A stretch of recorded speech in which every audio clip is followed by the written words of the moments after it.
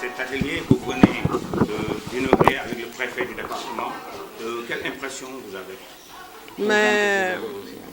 Madame le ministre, Dr Anta Sarr Diakou, présidente de l'association des femmes Dougou ak Liguey et présidente du GIE Dougou ak Liguey. En fait, ça a été déjà un grand honneur pour moi d'être là à Dagana. Dagana qui est aussi mon terroir d'origine, que j'aime bien, que j'adore bien, et qui est un terroir qui aujourd'hui peut porter beaucoup à l'État du Sénégal, vu sa position géographique.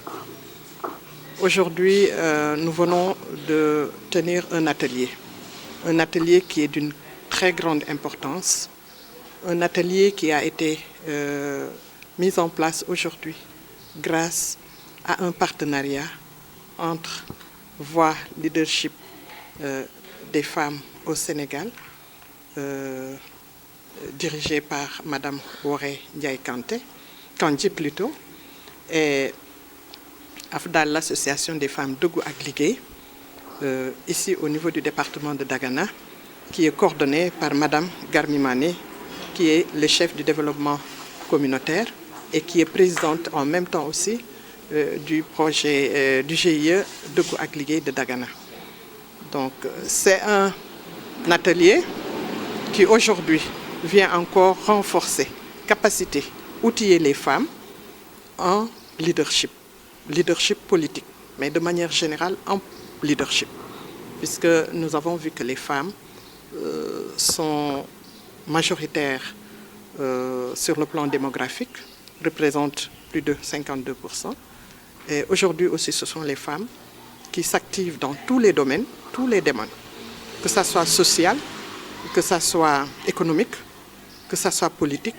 Nous avons toujours au devant de ces scènes les femmes qui méritent aujourd'hui d'être mieux positionnées et plus encore positionnées et qui doivent occuper leur place, leur réelle place dans la société.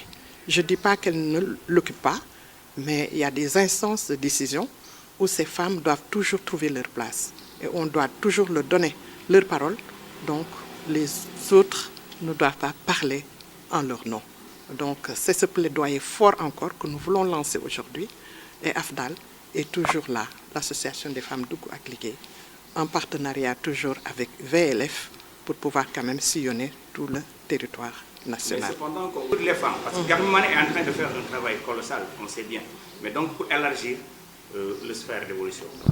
Vous savez, nous suivons toujours la politique de son Excellence le Président Macky Sall, qui est de promouvoir la femme, qui est de promouvoir aussi l'économie de notre pays et l'économie locale aussi, puisque je l'ai dit tout à l'heure, quand on parle de Waalo, de Dagana, du département de Dagana, nous parlons le plus souvent d'agriculture. Et là, le président de la République avait lancé dans sa politique l'autosuffisance en riz que nous devrions atteindre depuis 2017.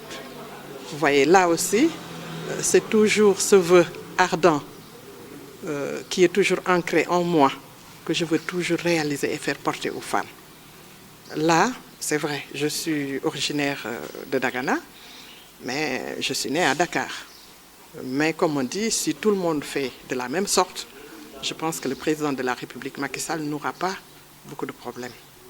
Donc on va pouvoir voir dans chaque localité quelles sont les perspectives, quelles sont les réalités pour que les femmes puissent les porter en leur manière. Mais dans ce cas, il faudra, comme je viens de dire tout à l'heure, il faut qu'on leur donne quand même leur force, leur capacité,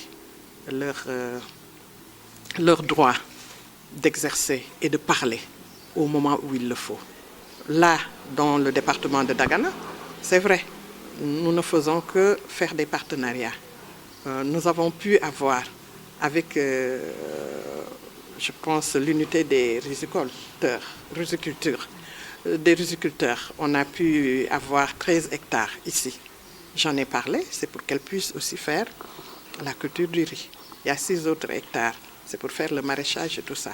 Donc il y a une ONG qui a déjà assisté Mme Garmi Mané pour mettre en place une motopompe solaire.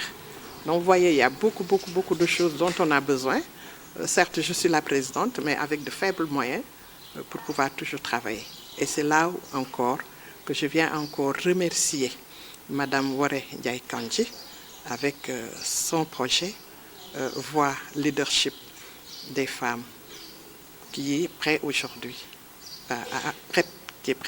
à accompagner l'association des femmes de Gouagligué pour atteindre nos objectifs. Du chef de projet Voix et Leadership des femmes au Sénégal, qui est un projet qui existe dans 33 pays à travers le monde, financé par AMC, par le gouvernement du Canada, par l'entremise d'Affaires mondiales Canada et mis en œuvre au Sénégal par le CECI, le Centre canadien d'études et de coopération internationale. Vous êtes là dans le cadre d'un projet VLF, comme vous venez de le dire, axé sur le leadership féminin. Pourquoi le leadership féminin? Le leadership féminin et surtout le leadership transformationnel féminin, tout simplement parce que nous souhaiterions améliorer les conditions des populations en général, celles des communautés. Et nous savons que les organisations de la société civile de femmes jouent un rôle prépondérant dans ces communautés-là. Et donc, dans le cadre du projet Voix et Leadership des femmes au Sénégal, il est important d'accompagner ces organisations de la société civile de femmes au niveau institutionnel, au niveau programmatique, entre autres. Donc, c'est ce qui motive ce projet Voix et Leadership des femmes au Sénégal. C'est bien beau de mettre en place ce genre de choses. Qu'est-ce que vous comptez faire pour assurer le suivi? Déjà, il faudrait dire que cette initiative qui est mise en œuvre par l'AFDAL, ici à Dagana, entre dans le cadre de notre financement du Fonds rapide et réactif. Et donc ce Fonds rapide et réactif, nous l'avons ouvert lors des élections locales en janvier, donc bien avant janvier 2022. Et nous l'avons aussi ouvert pour des initiatives autour de la participation politique des femmes lors des élections législatives. Et donc nous savons que les élections législatives sont passées. N'empêche, il est important quand même que les femmes soient renforcées et outillées davantage pour comprendre leur rôle dans les instances de décision, notamment l'Assemblée nationale, dans les partis politiques, entre autres. Et donc le suivi pour nous, pour cet atelier ou pour toute autre initiative qui a été financée dans le cadre de ce fonds, c'est nous assurer déjà que les femmes qui seront outillées, je pense que le docteur Antassar Diako l'a dit dans son allocution d'ouverture, qu'elles puissent s'approprier les outils de formation et surtout qu'elles puissent formuler en tout cas des initiatives dans leur communauté. Nous verrons à la suite de cet atelier quels sont les engagements des participantes. Je pense que ça viendra parmi les conclusions de l'atelier. Et nous, le suivi, c'est vraiment nous assurer qu'il y a une pérennité dans cette activité qui ne sera pas juste une activité d'une journée. Raison pour laquelle c'est aussi l'occasion pour moi de remercier le docteur Antassar Diako pour cette initiative de cette association des femmes au niveau national qui a son démembrement à Dagana et également remercier Madame Garmi Mané qui est la coordonnatrice de cette association ici à Dagana pour le rôle et le travail important qu'elles sont en train de jouer pour l'amélioration des conditions des populations, notamment à travers celles des femmes et des jeunes filles ici à Dagana. Vous allez impliquer la gente masculine?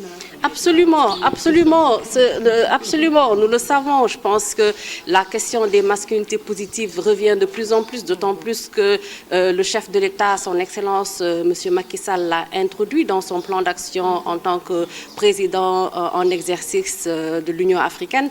Nous savons également que le président Tshisekedi a été nommé comme étant le représentant des masculinités positives et donc cette question d'impliquer les hommes dans ce que nous faisons, c'est absolument important, surtout pour ce plaidoyer.